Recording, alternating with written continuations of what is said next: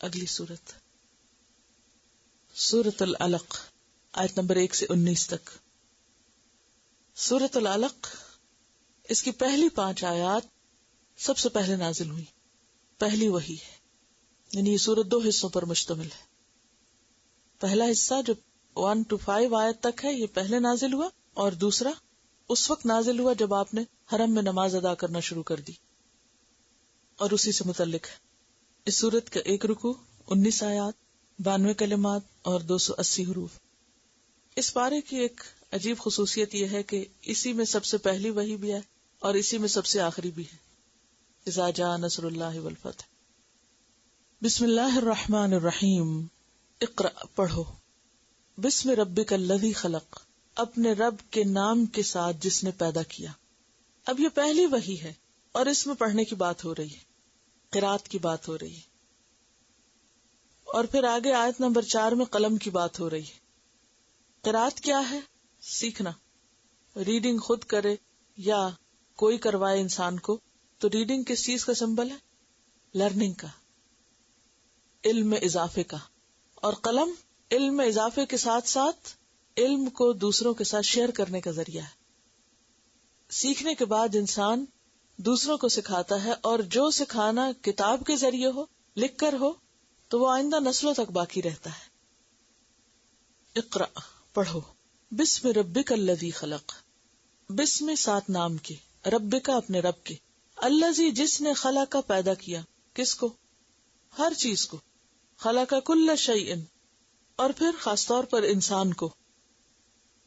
سورۃ الطور میں آتا ہے ام خلقوا من غیر شیء ام هم الخالقون. الزمر میں آتا ہے اللہ خالق کل شیء وهو علی کل شیء وکیل.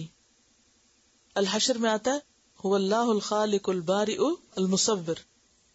اور پھر واللہ اخرجکم من بطون امہاتکم لا تعلمون شیئا، کہ انسان اپنی پیدائش کے وقت کچھ نہیں جانتا. لہذا ہر انسان کو پڑھنے کی ضرورت ہے. یہاں اگرچہ خطاب نبی صلی اللہ علیہ وسلم سے ہے، لیکن آپ کے علاوہ باقی سب کے لیے بھی کیا حکم ہے؟ تمام انسانوں کے لیے پڑھنے کا. اور پڑھنے کے لیے ایک خاص چیز ہے جس کا یہاں ذکر کیا جا رہا ہے کہ پڑھنے کا طریقہ کیا ہے. پڑھو بسم ربک، اپنے رب کے نام کے ساتھ.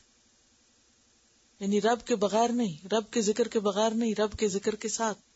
خواہ قرآن پڑھو، خواہ کچھ اور پڑھو، اس میں آغاز بھی رب کے نام سے ہونا چاہیے، اور پھر بعد میں بھی رب کا ذکر شامل رہنا چاہیے. تو اسلامی نظام تعلیم کیا ہے دراصل؟ جو گاڈ اورینٹڈ ہو، جس میں اللہ کا ذکر ہو، خواہ وہ سائنس ہو، میتھمیٹکس ہو، الجبرا ہو، کچھ بھی ہو. اقرأ بسم ربک. اور بسم ربک ایسے ہی ہے جیسے بسم اللہ الرحمن الرحیم ہوتا ہے.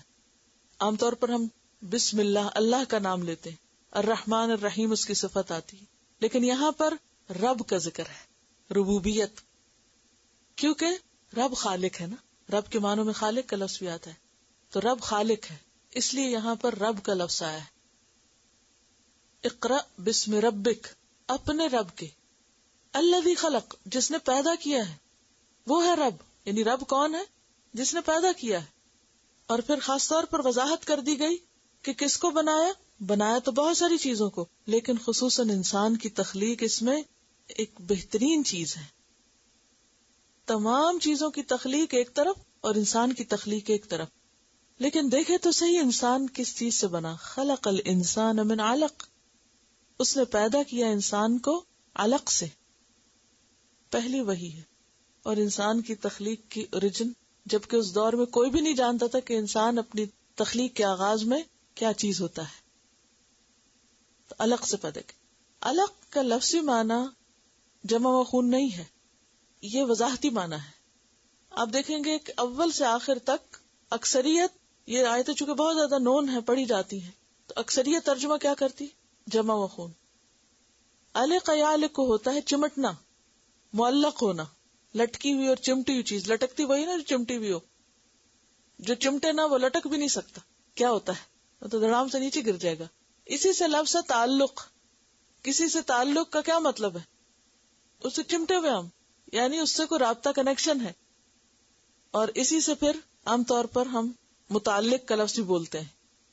یہ چیز اس سے متعلق ہے. کیا مطلب ہے؟ اٹیچڈ ہے، چمٹی ہوئی ہے. جی یہ ہے علق.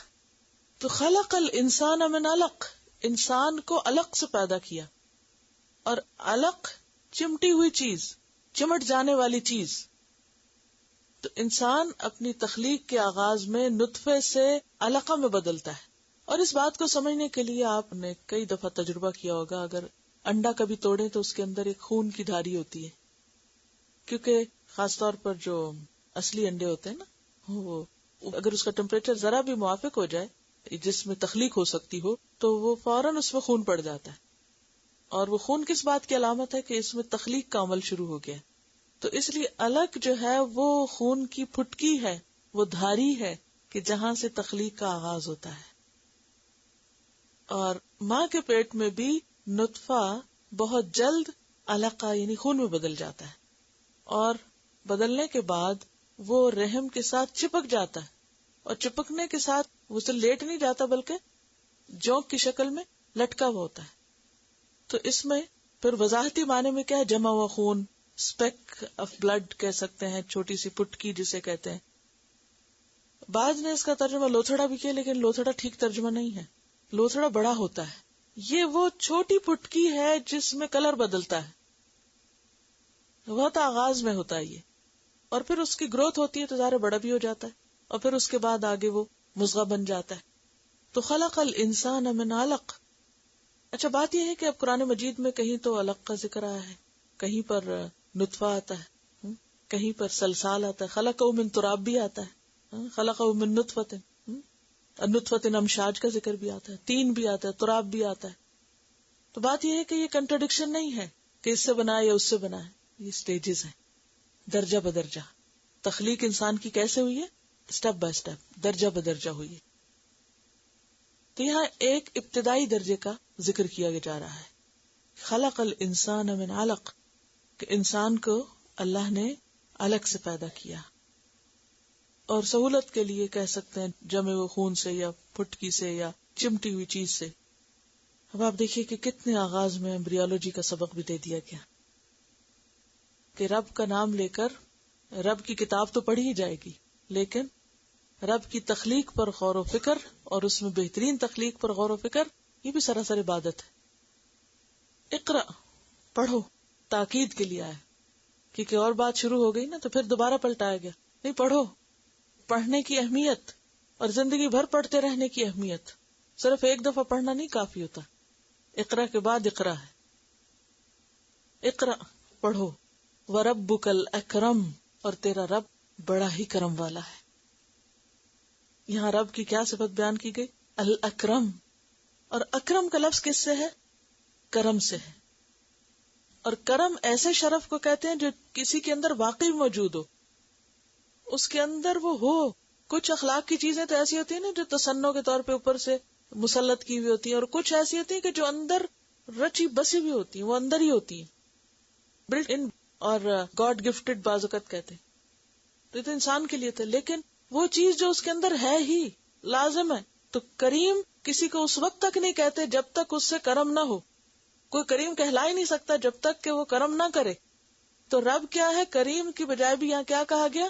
اگرچہ کریم کا لفظ بھی رب کی صفت آئی ہے، بربک الکریم، لیکن یہاں کیا ہے؟ کریم سے بھی آگے الاکرم، افعال، بہت ہی کرم والا ہے، بہت ہی عزت والا ہے.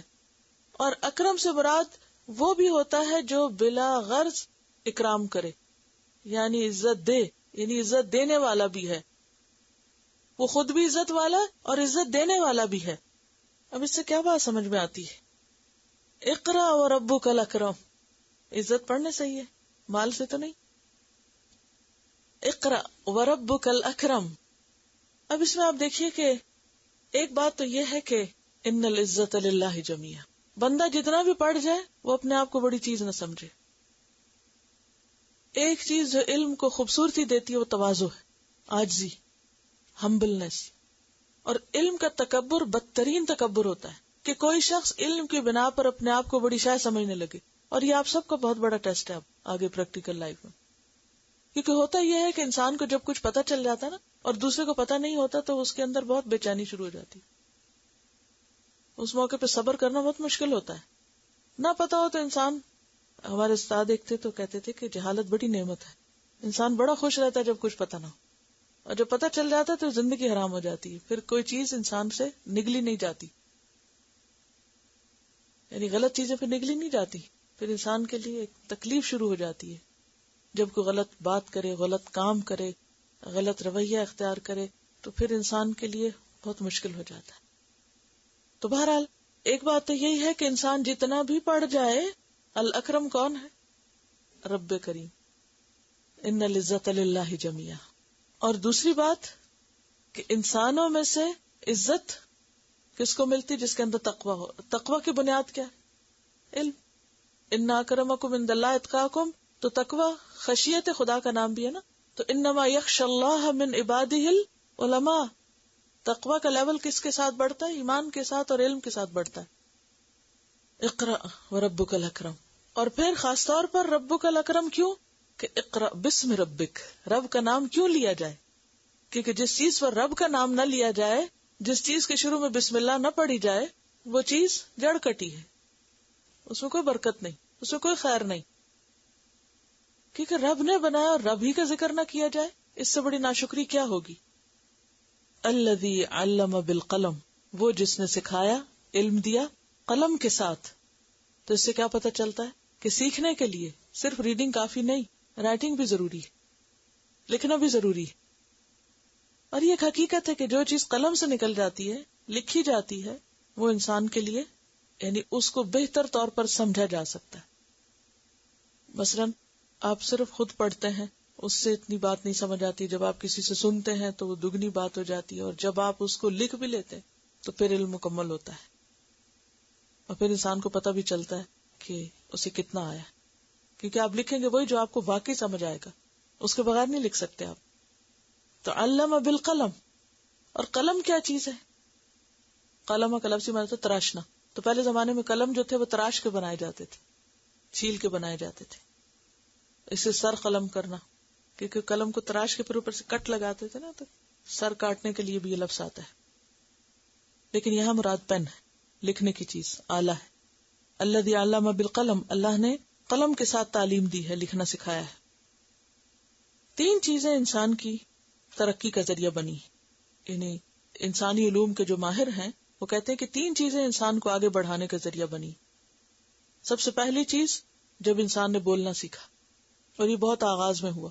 ظاہر اللہ تعالیٰ نے آدم علیہ السلام کو شروع میں ہی بولنا سکھا دیا، پھر انسان زمین پہ اترا، اور اس کے بعد جب انسان نے لکھنا سیکھا تو رائٹنگ کی ہسٹری پر اگر آپ کتابیں پڑھیں تو بہت عجیب و غریب انکشاف ہوتے ہیں کہ انسان نے کب لکھنا سیکھا.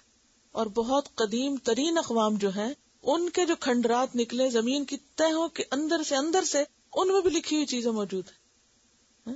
مثلا کہا جاتا ہے کہ سب سے قدیم ترین تحریریں جو ہیں وہ عراق کی ہیں، عراق کے علاقے میں. اور وہاں کے جو کھنڈرات ہیں اس کے اندر سے ٹھیکریاں ہوتی ہیں نا، جیسے ان کے اوپر انگریوڈ چیزیں. اور پھر صرف چند ایک ٹکڑے نہیں، بعض جگہوں سے تو ایسا لگتا ہے جیسے لائبریریوں کی لائبریریاں ہیں ان کے اوپر لکھی ہوئی. اتنے ریکارڈز ہیں. اب ان کو ڈیسائفر بھی کر لیا گیا ہے. پھر اسی طرح لکھنے میں قدیم مصری جو ہے ان کی تحریریں ملتی ہیں، خاص طور پہ فرعون کے دور کی. اسی طرح چائنا میں تحریر کا آغاز ہوا، اور بلکہ جو پیپر ہے لکھنے کا جو وہ وہیں سے شروع ہوا تھا. وہاں سے مسلمانوں کے پاس ہے، مسلمانوں سے پھر آگے یورپ میں، یورپ سے پھر آگے یہاں تک آ گیا. لیکن موجد جو ہے وہ چائنیز ہے. اچھا، حدیث میں آتا ہے کہ اول من خط بالقلم ادریس علیہ السلام. سب سے پہلے لکھنا جس نے شروع کیا قلم کے ساتھ وہ ادریس علیہ السلام تھے. یہ ہمیں مسند احمد کی حدیث حضرت ابو ذر سے روایت ہے. اور تیسری چیز، 2 چیزیں تھی نا، ایک تو بولنا جب سیکھا، دوسرا لکھنا جب سیکھا، اور تیسرے جب پرنٹنگ پریس کا دور آیا تو انسان کی ترقی جو ہے، یعنی علم کی ترقی ہوئی تو انسان کو ترقی ملی.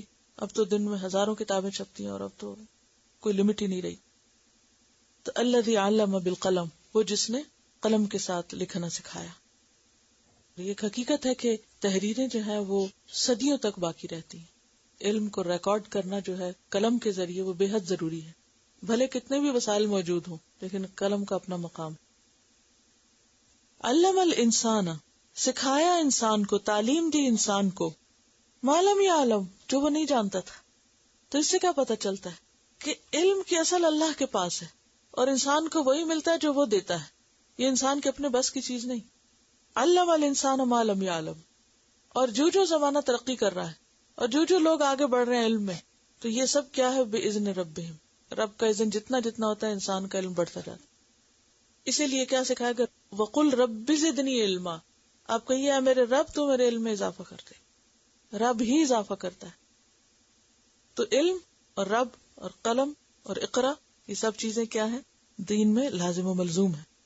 تو 3 خاص باتیں یہاں پر ذکر ہوئی. ایک تو اقرا، اور دوسرے قلم کا ذکر، اور تیسرے لا علم سے علم کی طرف آنا. علم الانسان ما لم یعلم. انسان کو وہ سکھایا جو وہ جانتا نہ تھا. اور یہاں اگر انسان سے مراد نبی صلی اللہ علیہ وسلم لیا جائے تو پھر ما کنت تتلو من قبلہ من کتاب. آپ اس سے پہلے کوئی کتاب پڑھنا نہیں جانتے تھے. تو نبی صلی اللہ علیہ وسلم کو علم کس نے سکھایا؟ اللہ تعالیٰ نے. وَعَلَّمَكَ مَا لَمْ تَكُنْ تَعْلَمُ. اور سکھایا تجھ کو جس کو تو نہیں جانتا تھا. هُوَ الَّذِي بَعَثَ فِي الْأُمِّيِّينَ رَسُولًا مِّنْهُمْ يَتْلُو عَلَيْهِمْ آيَاتِهِ وَيُزَكِّيهِمْ وَيُعَلِّمُهُمُ الْكِتَابَ وَالْحِكْمَةَ.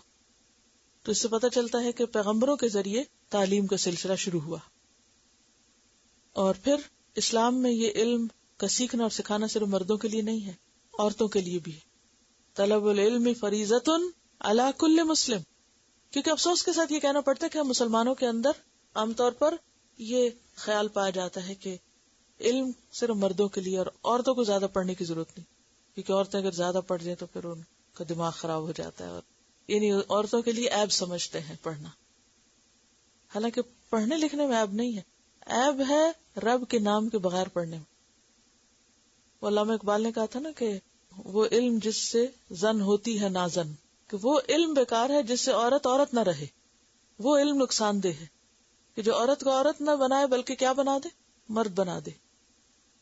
وہ علم نقصان دہ ہے عورت کے لیے، ورنہ علم بذات خود نقصان دہ کبھی بھی نہیں ہوتا. اور خاص طور پر دین میں جو علم نافع کا کانسیپٹ ہے کہ نفع مند علم، فائدہ مند علم، جس سے آپ خود بھی فائدہ اٹھائیں اور دوسروں کو بھی فائدہ پہنچائیں. کیونکہ علم جو ہے وہ اللہ کا ایک بہت بڑا انعام ہے. تو جیسے مال انعام ہے اور اس میں سے زکوٰۃ نکالنا ضروری ہے، ایسے علم کی زکوٰۃ بھی لازم ہوتی ہے کہ جو آپ کو آتا ہے پھر کیا کریں؟ علم یعلم، تعلیم دے، آگے سکھائیں. تعلم الانسان ما لم یعلم. اب اس کی کیا دلیل ہے کہ عورت کے لیے بھی لکھنا پڑھنا پسندیدہ ہے؟ ایک تو یہ حدیث جو میں نے ابھی آپ کو ذکر کی کہ طلب العلم فریضۃ علی کل مسلم.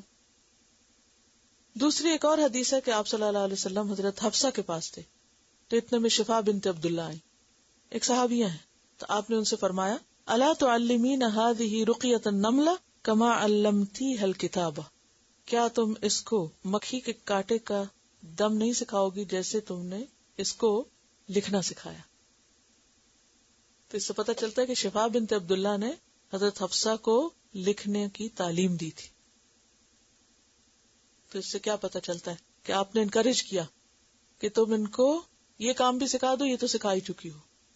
تو لکھنا پڑھنا جو ہے اور قلم کا استعمال، اور آپ دیکھیے کہ قلم کی اللہ نے قسم بھی کھائی ہے اور قلم کو اللہ نے سب سے پہلے بنایا، جو اس بات کی علامت ہے کہ علم کے ساتھ انسان کی عزت ہے اور علم کے ساتھ ہی انسان کے دین کی ترقی ہے، اور علم دنیا اور آخرت میں انسان کو فائدہ دیتا ہے اگر وہ علم نافع ہو.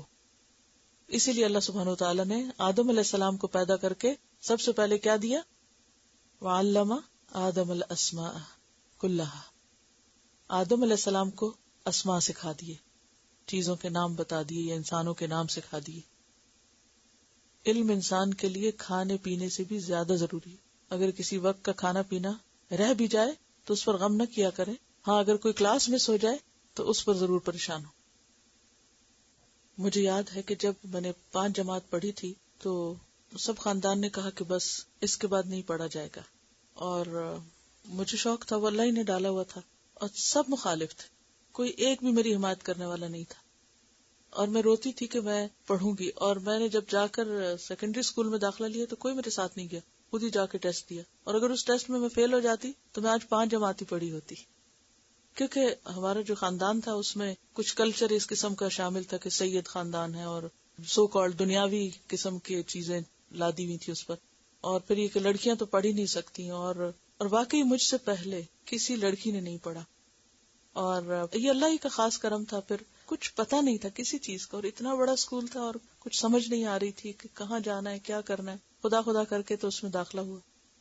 اس کے بعد 10 جماعت ہوئی تو پھر یہ کہ بہت بڑا شور، کس سوال ہی پیدا نہیں ہوتا. نو وے، کوئی رستہ نہیں تھا. ایک سے ایک الٹ مشورے دینے والا تھا، اور الحمدللہ میرے بہت اچھے مارکس تھے. تو تھوڑا تھوڑا اس کی وجہ سے دل نرم ہو گئے. اور پھر یہ ہوا کہ جب آخری دن تھا اور اتنی بارش تھی، اگست کا مہینہ تھا، اس سال سیلاب بھی آیا تھا پاکستان. تو جس سے جو بارش کی وجہ سے میں بھی رو پڑوں، اور پتہ نہیں کتنی منتیں کس کس کی. میں نے کہا کہ ایک دفعہ آپ بس میرے فارم جمع کرا دیں، اگر نہیں بھی پڑھانا ہو تو نہ پڑھائیں، لیکن ایک دفعہ فارم جمع تو کرائیں نا. اب وہ جمع ہو گئے اللہ کے کرنا. اور پھر اس کے بعد یہ ہوا کہ اگلے 2 سال کے بعد الحمدللہ اس وقت بھی میری بورڈ میں شاید 6 پوزیشن تھی، بہت اچھے نمبر تھے. اس نے تھوڑا سا اور دل نرم کر دیا. اس نے کہا کہ اب تو کسی صورت نہیں پڑھنا، اب شادی کر. پھر رونا دھونا، بس دعائیں بہت تھی کیونکہ شوق بہت تھا. پھر آگے داخلہ مل گیا. اس کے بعد پھر میں نے اور زیادہ پڑھا. میری حالت ایسی ہوتی تھی پڑھ پڑھ کے جو مجھے کسی چیز کا ہوش نہیں، کسی دوسری چیز سے مجھے کوئی انٹرسٹ نہیں، صرف پڑھنا ہے. کیونکہ مجھے پتا تھا اگر میں نے ذرا بھی ڈنڈی ماری تو میری سب سے پہلے پڑھائی ختم ہوگی. اب میں نے یونیورسٹی کا وہ کر لیا، یعنی BA ہو گیا میرا. اس کے بعد اب لاہور جا کے پڑھنا، یہ تو کسی قیمت پہ نہیں ہو سکتا، پاسبل ہی نہیں. اب واقعی پاسبل نہیں تھا. اللہ سے دعائیں، پھر میرا رونا دھونا، پڑھنا ہے مجھے پڑھنا ہے. اللہ نے کہا وہاں داخلہ لیا. اب وہاں جب میں پڑھ لیا تو وہاں میں نے پوری فیکلٹی کو ٹاپ کیا. اب یہ کہ مجھے PhD کے لیے کہیں اور جانا ہے، کسی اور ملک جانا، وہاں جانا ہے، یہ تو ہو ہی نہیں سکتا. شادی امی کے بعد فوراً ہوئی، لیکن اللہ جزائے خیر دے میرے شوہر کو، الحمدللہ اتنا انہوں نے ساتھ دیا. بلکہ میں سمجھتی ہوں میری PhD میں میرا تو شوق تھا مگر میرے شوہر کا بہت بڑا ہاتھ ہے. بہت مجھے انکریج کیا، میرے ساتھ جا جا کے لائبریریز میں یہ کتاب دیکھو، اس اسکالر سے ملو، اس سے مشورہ کرو، ہر جگہ میرے ساتھ لے کر گئے. مجھے تو کچھ پتہ ہی نہیں تھا. جس پر اتنی زیادہ پابندیاں ہوں جس خاندان میں کہ کسی لڑکی کو چوں نہیں کرنے کی اجازت، ادھر ادھر نہیں ہونے کی، وہاں کوئی دوسری جگہ پڑھنے چلا جائے. لیکن شوق تھا تو اللہ نے پھر راستہ کھول دیا. اور انہوں نے میرے سارے برٹش کاؤنسل سے جا کے لائے وہ مختلف چیزیں، اس سے مل اس سے، اور یہ ایسی ایسی باتیں یہ لوگ کرتے تھے، میری تو سمجھ میں بہت سی چیزیں نہیں آتی تھی. اور پھر یہ کہ الحمدللہ میرے ٹیچرز بہت اچھے تھے یونیورسٹی میں، انہوں نے بہت انکریج کیا. پھر شادی کے اوپر سے بچے بھی ہو گئے.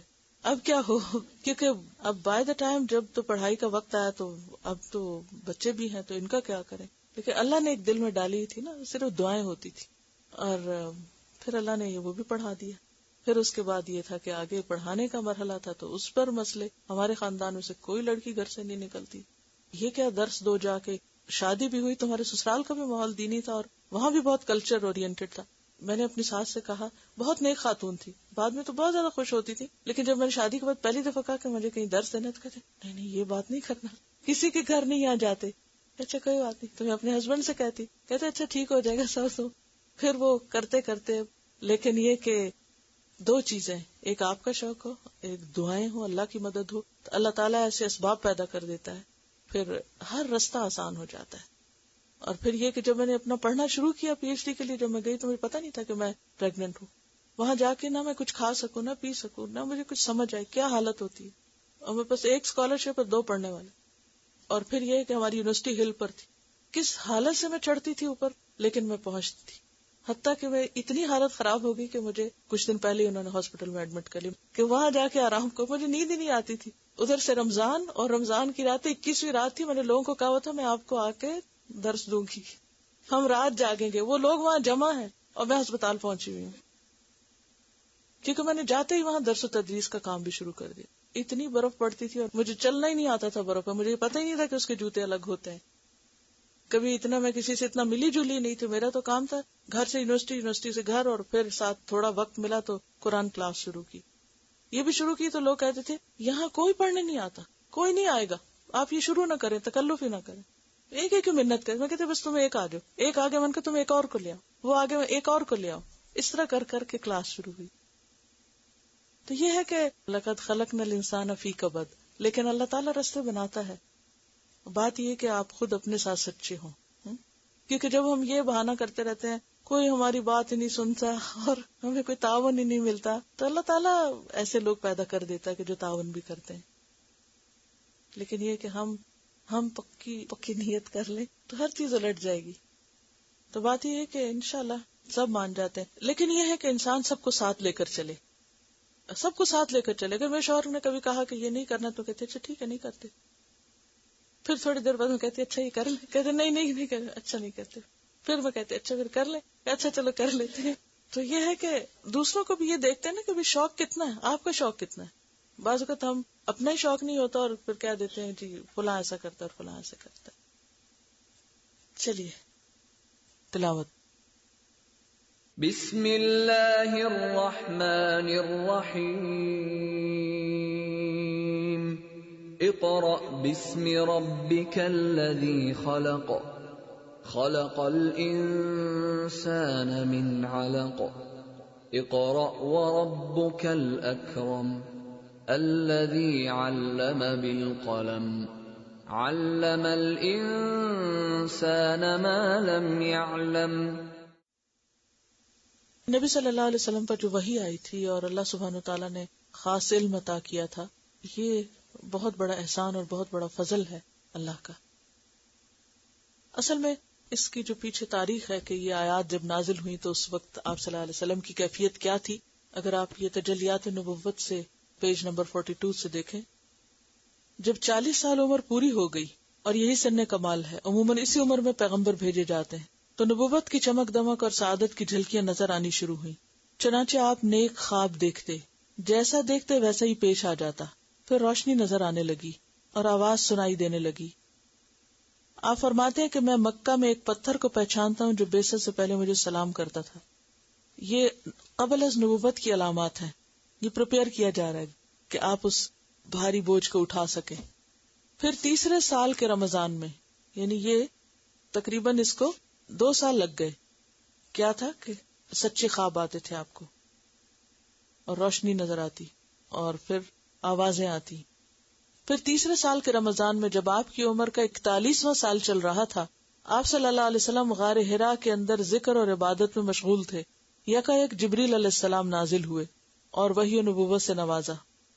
حضرت عائشہ فرماتی ہے رسول اللہ صلی اللہ علیہ وسلم پر وحی کا آغاز نیند میں اچھے خواب سے ہوا. آپ جو خواب دیکھتے وہ سفید صبح کی طرح نمودار ہوتا. پھر آپ کو تنہائی پسند آنے لگی, چنانچہ آپ غار حرا میں خلوت اختیار فرماتے, کئی رات گھر آئے بغیر عبادت کرتے, اور اس عرصے کے لیے توشہ بھی لے جاتے, یعنی کھانے پینے کا سامان ساتھ ہی لے جاتے.